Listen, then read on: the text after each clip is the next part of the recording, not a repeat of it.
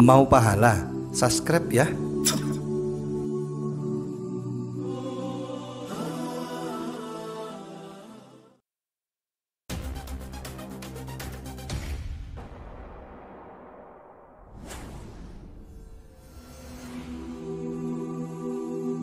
Mau pahala?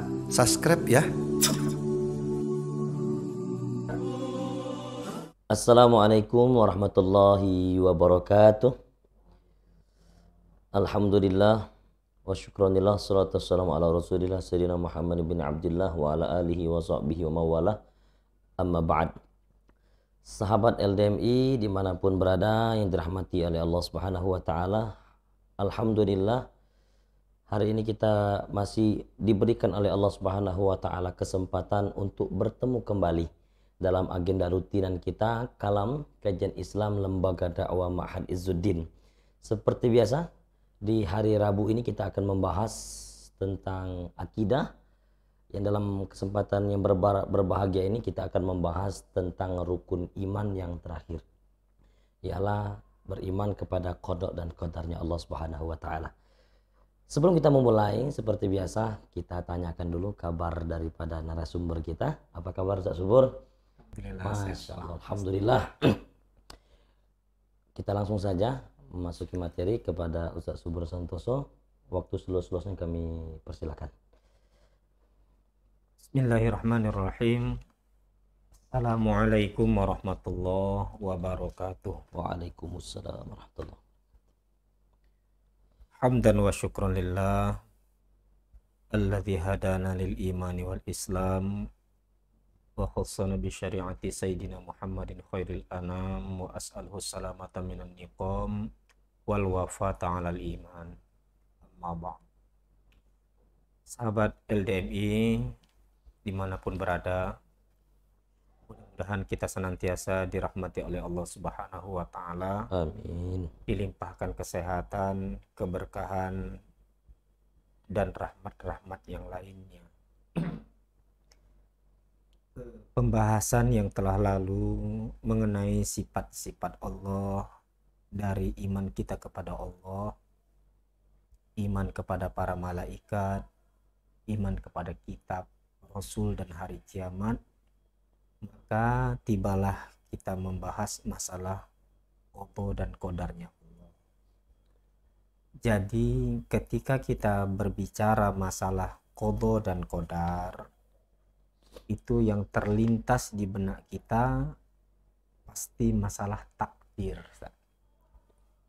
Itu yang paling utama. Jadi lebih ringkas kadang-kadang kita menyebutnya dengan takdir Allah. Takdir. Cuma ada beberapa hal yang mesti kita kaji lebih dalam, bahwa perdebatan masalah takdir, mengenai pengertian takdir, ini memang sejak dulu, sejak para ulama kita dulu sudah berbeda pendapat tentang takdir ini. Maka jalan yang terbaik adalah satu sama lain itu saling menghargai, tidak memaksakan pendapat kita ketika kita berbeda pendapat dan sama-sama punya rujukan. Maka sebagai penganut Asy'ariyah, tentu kita mengambil pendapat dari para ulama yang berkeyakinan sama dengan kita. Misalnya Imam Nawawi atau Syekh Nawawi Al-Bantani itu membedakan antara qada dan qadar. Jadi kalau dia disebut qada, itu adalah ketentuan Allah yang sudah ada sejak zaman azali. Qada itu. Sedangkan qadar itu sesuatu yang realitasnya terjadi ini. Jadi ada satu bentuk konsep situ kan, baru ada bentuk kejadiannya gitu. Makanya sampai ada yang menyatakan bahwa yang bisa merubah takdir Allah adalah doa. Dia berkesimpulan seperti itu karena ada yang menanyakan, jika memang telah Allah takdirkan seluruh gerak-gerik kita, apa guna berdoa? Maka di sini ada hal yang harus kita sedikit perbaiki dalam pola pikir. Maka ketika kita berpikir bahwa segala sesuatu ini adalah takdir Allah Subhanahu wa taala, baik itu yang kita ikhtiarkan ataupun tidak, maka ada pengertian yang lain bahwa segala sesuatunya harus kita ikhtiarkan. Contoh misalnya dalam ayat kullu nafsin bima kasabat rohina, tiap-tiap jiwa terikat kepada apa yang diperbuatnya. Jadi kita ikhtiar itu memang harus dimaksimalkan. Berbeda dengan misalnya orang Jabariyah yang memang segala sesuatu kita ini telah Allah takdirkan, kita ini seperti kapas yang ditiup angin yang tidak ada. Nah, pengertian yang lebih mudah, maka kita berkeyakinan bahwa kita memang wajib melakukan sesuatu ikhtiar, tapi Allah lah yang menyetujui atau tidaknya. Begitu. Seperti kita ingin kaya raya, rezeki ditentukan oleh Allah, tapi kita tidak pernah tahu takdir kita itu seperti apa. Maka ikhtiar yang kita lakukan itu mencocokkan dengan Allah sebelumnya. Jadi kita tak pernah tahu. Nah, fungsi doa untuk mempermudah kita menuju jalan. Jadi tidak ada istilah doa yang sia-sia, karena memang sudah ditakdirkan oleh Allah. Makanya di dalam sholat subuh misalnya kita berdoa fa innaka taqdi wa la yuqda alaik. Jadi kita itu mengklopkan antara usaha kita ini dengan takdir Allah. Di situ.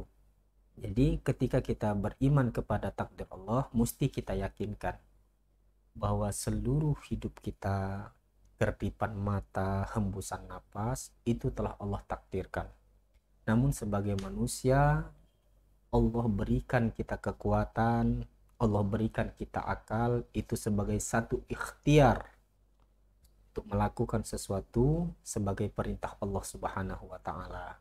Yang sebagaimana kita sebutkan tadi dalam Al-Qur'an, bahwa segala sesuatu itu kita sendiri yang melakukannya. Maka misalnya kita ambil lagi dari tafsir Jalalain, Syekh Jalaluddin As-Suyuti diungkapkan qadaitu ma'ana qadin, segala sesuatu ini telah Allah takdirkan sebelumnya. Benar itu. Jadi ketika ada hal yang menimpa kita, yakin dan percaya itu adalah takdir Allah Subhanahu wa taala. Kita sudah berusaha, berniaga untuk menjadi orang yang tidak kekurangan, dalam artian ingin kaya raya. Namun dalam satu kendala kita selalu rugi. Kita mesti camkan dalam hati, mungkin ini belum waktunya, saya masih kurang. Karena dikatakan takdir baik itu adalah pertemuan antara doa dan usaha. Itulah takdir baik. Makanya di dalam literatur kita baca, misalnya di dalam Idul Iman, takdir baik itu adalah iman dan taat, sedangkan ada takdir buruk itu kafir dan maksiat. Maka ketika kita diberikan pilihan, kita sudah diberikan akal oleh Allah Subhanahu wa taala, ini jalan baik, ini jalan buruk. Di situ. Itu perihal masalah takdir. Banyak lagi perihal takdir-takdir yang lain di dalam kehidupan ini yang kadang-kadang kita berbeda pemahaman. Yang harus kita luruskan adalah kita memegang pendapat siapa, sehingga kita tidak mudah menyalahkan orang lain. Ketika kita mendahulukan banyak usaha, mungkin kita lebih dominan kepada qadariyah. Ketika kita lebih dominan kepada pendapat menyatakan bahwa usaha kita ini hanyalah ini dan itu, mungkin kita lebih dominan kepada Jabariyah. Tapi ketika kita menyeimbangkan antara usaha kita, bahwa ada kalimat tawakal, mungkin kita lebih kepada Asy'ariyah Maturidiyah. Jadi memang perihal masalah takdir yang harus kita tanamkan sedalam-dalamnya dan harus kita iktikadkan sedalam-dalamnya dalam hati, bahwa pengatur kehidupan ini adalah Allah Subhanahu wa Ta'ala. Begitu juga di dalam kehidupan kita. Sehingga rukun iman yang 6 ini bila kita tanamkan dan itikadkan dalam hati, 6 pilar inilah yang menjadi pokok. Itu tentang takdir Allah. Selanjutnya Ustaz, ada yang dibahas oleh beberapa ulama mengenai ada takdir mubrom, ada takdir mu'allaq. Ada yang dibahas masalah takdir yang bisa dirubah, ada takdir yang tidak bisa dirubah. Itu benar pembahasan para ulama mengenai ini. Karena seperti kita dikandung oleh ibu kita, itu tidak bisa kita pilih. Kita bersyukur kepada Allah dikandung oleh manusia. Coba terbayang tidak kalau kita ditakdir Allah dikandung dalam perut kambing. Itu tidak bisa kita memilih. Tak bisa kita usahakan. Tetapi kalau masalah ilmu, itu kita usahakan. Karena setiap anak dilahirkan dalam keadaan bukan orang alim. Tidak ada anak yang lahir ke dunia ini alim. Semua butuh proses belajar. Maka proses belajar ini, dulu orang ini diazali telah Allah takdirkan menjadi alim. Tapi ikhtiar dia mencari ilmuwan itulah yang Allah takdirkan nanti. Maka ada qada dan qadar itu. Jadi usaha dia untuk menjadi orang alim ini, itu pilihan takdir dia. Maka ada kalimat orang tua anak yang dilahirkan dalam keadaan suci, orang tuanya lah yang menjadikan anak ini Muslim, Nasrani dan lain-lain. Itu bahwa Allah memberitahukan, Rasulullah Shallallahu Alaihi Wasallam mengajarkan kepada kita ada satu ikhtiar dalam kehidupan kita ini. Walaupun segala-galanya adalah Allah Subhanahu Wa Taala, tapi ikhtiar di situ disebutkan. Jadi ketika kita ingin menjadi alim, selain kita memang berdoa, kita disuruh untuk ikhtiar belajar.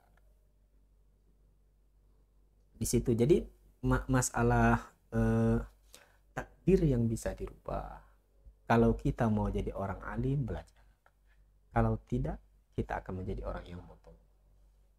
Nah, takdir yang tidak bisa dirubah seperti kita sebutkan tadi, salah satu contohnya, kita tidak bisa memilih kita lahir dari rahim yang mana, kita lahir di mana. Itu adalah takdir Allah Subhanahu. Jadi dengan keyakinan-keyakinan ini tidak menjadikan kita orang yang lemah, bahkan sebaliknya menjadikan kita orang yang kuat, orang yang senantiasa berusaha dengan sekuat tenaga kita untuk menjadi orang yang baik, dan pula kita tidak lupa bertawakal kepada Allah Subhanahu wa Ta'ala dari ikhtiar. Demikian masalah takdir Allah yang rukun iman terakhir yang keenam. Alhamdulillah, kita baru saja mendengarkan pemaparan yang sangat luar biasa dari Ustaz Subur mengenai iman kita kepada qadar dan qada dan qadarnya Allah Subhanahu wa Ta'ala.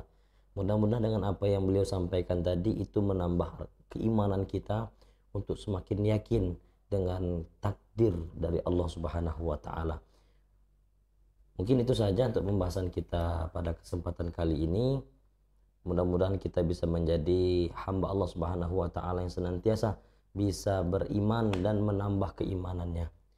Mudah-mudahan harapan kita semua, semoga Allah Subhanahu wa Ta'ala senantiasa meridhai kita semua. Amin, Allahumma amin ya rabbal alamin. Sekian kami sebagai pembawa acara, mohon maaf bila ada kata-kata yang salah. Kepada Allah kita sama-sama mohon ampun. Akhirul kalam, assalamualaikum warahmatullahi wabarakatuh.